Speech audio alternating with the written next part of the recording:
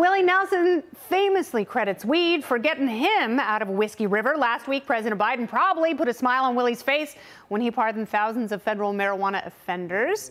And even some Republicans are happy about it, including South Carolina Congresswoman Nancy Mace, who gave her stamp of approval on this very show. Watch.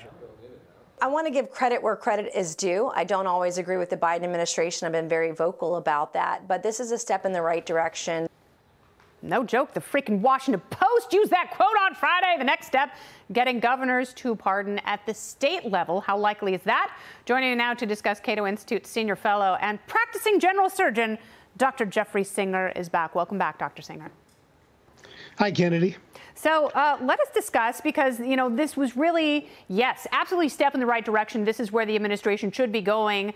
But it was a nominal pardon. You know, we're not talking about anyone who's actually incarcerated. And this is, as you have pointed out, 6,500 people who have been popped for federal possession versus 400,000 in the state. So what more can be done? That's right. In fact, I don't like to look a gift horse in the mouth, but this is a very teensy-weensy step in the right direction.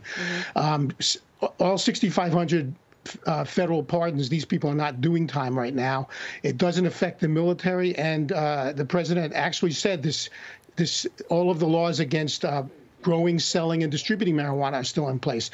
I think what should happen now is he should call on Congress to repeal, to completely decriminalize marijuana on a federal level and leave it up to the states. That's what happened when Congress repealed alcohol prohibition. It was left up to the states. In fact, it was until 1966 that Mississippi became the last state to end alcohol prohibition. So it should be a state issue, and the federal government should get out of it.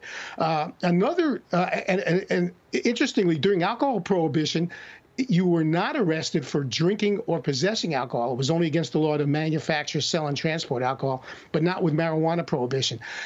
Another good thing that the president did was he asked for the DEA, the Drug Enforcement Administration, to reschedule marijuana, which is currently Schedule 1, which means no acceptable medical use, which is hard for them to. I can't imagine them saying that with a straight face, because anybody who knows about marijuana for centuries has had medical use. And in fact, until 1937, when the federal government pretty much banned it, it was considered the drug of choice. Sir William Osler, the father of modern medicine, recommended it as the drug of choice to treat migraines. And the American Medical Association protested when Congress banned marijuana in 1937. So I really don't think they should reschedule it to a lower schedule. I think they should deschedule it.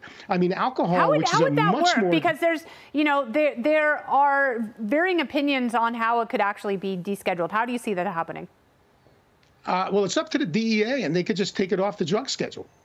I mean, alcohol is a much more dangerous drug. It causes organ damage, cirrhosis, brain damage, encephalopathy, heart disease, all sorts of problems.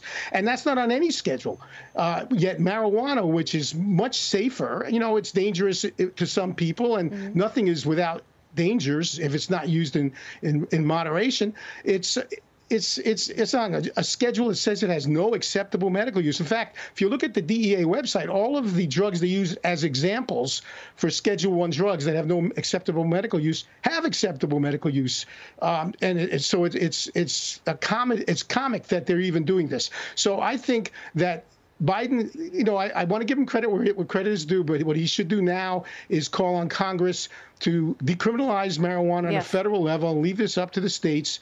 I think there's actually a lot of bipartisan support for that idea. It is. Yeah, you're absolutely right. This is one of the few bipartisan issues, like truly bipartisan. And Congresswoman Mace, whom I interviewed last week, and I asked her about this, she has authored a great piece of legislation. And, you know, it's going to have a hard time in the Senate, and it shouldn't, because this is one of those areas where you can have a very rational coalition who will pick this up and, you know, take it across the goal line. And that's what needs to happen here. But we have had stalls within the administration, within Congress, and it's time to be adults. Do you ever prescribe marijuana for your patients? In my practice as a surgeon, there's very little application for it, but I know of many patients who I see for cancer who then get prescribed marijuana, for example. That's right. I know of many chronic pain patients who are on marijuana.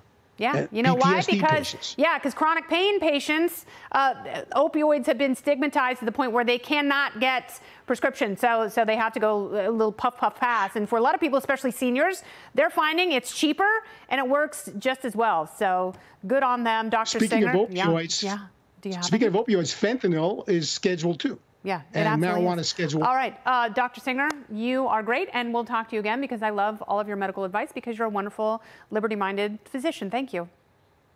Thank you very much. Allowing me to scrub in.